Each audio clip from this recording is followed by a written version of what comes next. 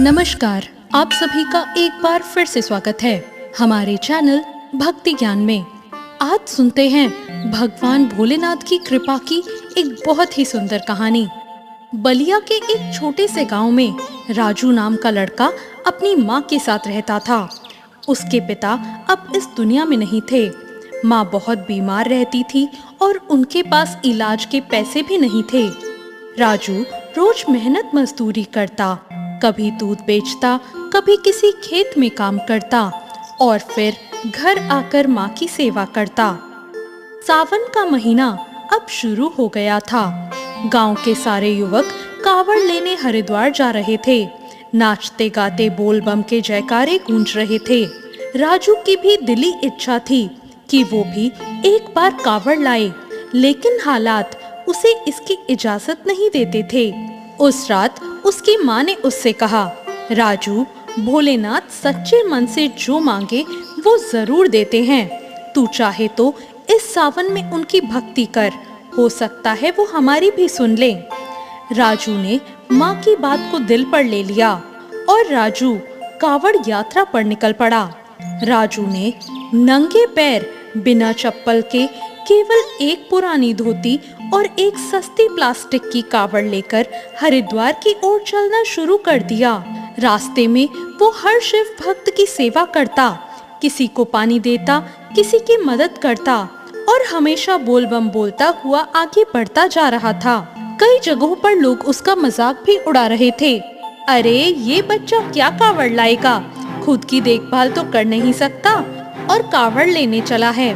लेकिन राजू सिर्फ मुस्कुराता और आगे बढ़ता रहता। फिर हरिद्वार पहुंचते समय जब वो गंगाजल लेने पहुंचा तो उसकी आंखों में आंसू थे। वो शिवलिंग के सामने बैठ गया और बोला, हे भोलेनाथ, मैं आपके पास कुछ मांगने नहीं आया, बस माँ की बीमारी मेरे से देखी नहीं जाती, इसलिए मैं यहाँ आया हूँ। अगर आपको लगे कि मेरी भक्ति सच्ची है तो बस मेरी माँ को ठीक कर देना।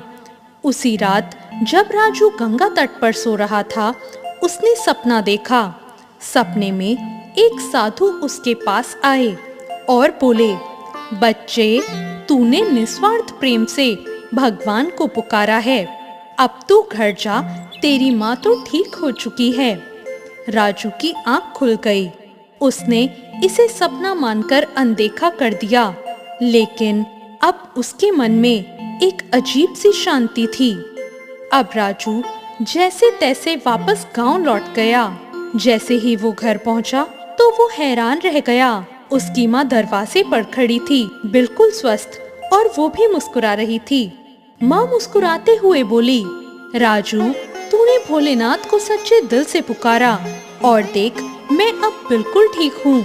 जब तू गंगाजल लेकर चला उसी दिन मुझे गहरी नींद आई और सुबह उठी तो जैसे सारी बीमारी ही चली गई हो।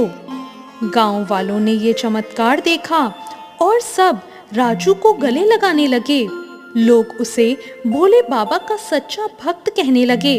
तो इस तरह भोलेनाथ ने राजू और उसकी माँ पर कृपा करी। तो ये थी आज की कहानी। इस कहानी से हमें ये संदेश मिलता है कि सच्चे मन से की गई भक्ति कभी भी व्यर्थ नहीं जाती। भोलेनाथ केवल बड़े बड़े दान से नहीं, सच्ची भावना और प्रेम से प्रसन्न होते हैं। और भोलेनाथ की कृपा आप सभी पर भी यूं ही बनी रहे। आपको आज की ये कहानी कैसी लगी, कमेंट करके जरूर बताएं। साथ ही मेरे चैनल भक्ति ज्ञान को सब्सक्राइब करना ना भूलें। धन्यवाद।